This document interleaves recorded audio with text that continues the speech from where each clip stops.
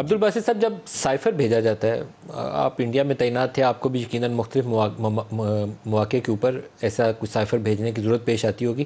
میں نے foreign office کے مختلف لوگوں سے پوچھا جو آفیشلز وہاں اس طرح کے معاملات کو سائفرز کو ڈیل کرتے رہے. انہوں نے کہا کہ جب اہم نوعیت کے سائفرز آتے ہیں، مجھے معلوم نہیں ہے کہ اسٹینڈرڈ پریکٹس ہے کہ ہر ایک کے لیے یا نیشنل سیکورٹی کے میٹرز کے لیے، تو ایک کاپی جاتی ہے فورن سیکرٹری کو، ایک فورن منسٹر کو، ایک پرائم منسٹر کو، ایک DGISI کو اور ایک آرمی چیف کو. کیا ایسی ہی پریکٹس ہے؟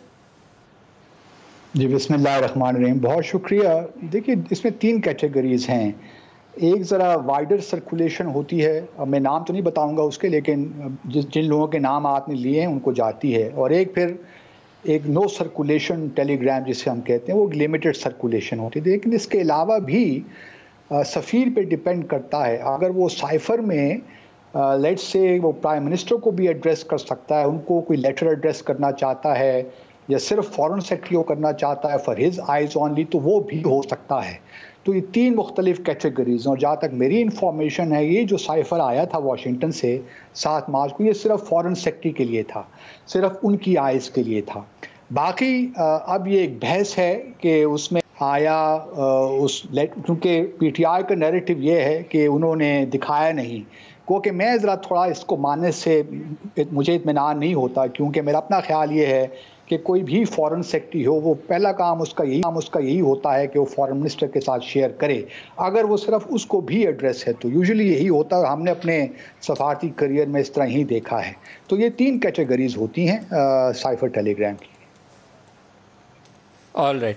اب یہاں پر سوال یہ پیدا ہوتا ہے کہ جو اعظم خان کی گفتگو ہے عمران خان کے ساتھ، اس کی جو بھی کیٹیگری ہوگی یقیناً شاہ محمود کے تو نالج میں ہوگی. میں خود بھی انہی لوگوں میں شامل ہوں کہ جس کا خیال یہ ہے کہ یہ ان کے نالج میں لازمی تھی شاہ محمود قریشی کے. یہ ایسے ہی ہے جیسے 35A اور 370 کے وقت فورن آفس کے علم میں تھا کہ یہ ختم ہونے والا ہے، اور فورن آفس بیٹھ کے اس کے اوپر 14 روز پہلے ایک میٹنگ بھی کر چکا تھا، لیکن باقی قوم کو بتایا نہیں گیا تھا کہ کیا معاملات چل رہے ہیں. اگر آپ کی اجازت تو میں ایک سوال پوچھوں، اگر اجازت؟ جی سر. کیونکہ مصدق صاحب آپ سے پوچھنا چاہ رہے ہیں صاحب ہیں، تو سر اگر مان لیا جائے کہ یہ صرف فورن سیکرٹری کے لیے فار ہز آئیز اونلی تھا، تو اس کا عمران خان صاحب تک یا پرنسپل سیکرٹری تک پہنچ جانا بغیر دکھائے، کیا اس کا مطلب یہ ہے کہ فورن سیکرٹری جو ہیں ان کی بھی کمیونیکیشن از بریچڈ؟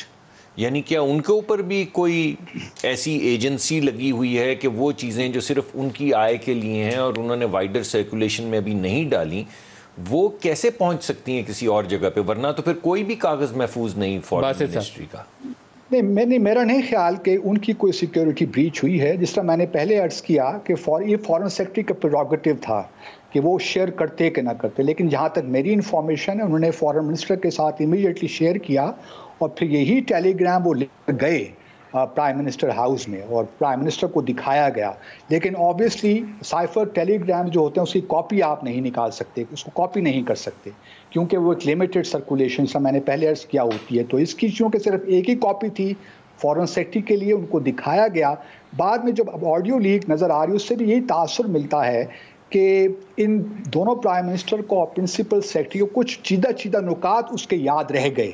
اسی وجہ سے انہوں نے کہا کہ ان کو ہم بلا لیتے ہیں، ہمارے سامنے پڑھ لیں گے تو پھر ہم اس کو ریکارڈ کر لیں گے اور منٹس کی شکل میں ہم اس کو پیش کر دیں گے، پیرافریز کر دیں گے. تو میرا اپنا خیال یہی ہے کہ فورن سیکرٹری کی لیول تک بریچ نہیں تھی. فورن سیکرٹری نے اور فورن منسٹر نے یہ یقینی اعتبار سے پرائم منسٹر کے پاس لے کر گئے یہ ٹیلی گرام، اور ان کو بتایا بھی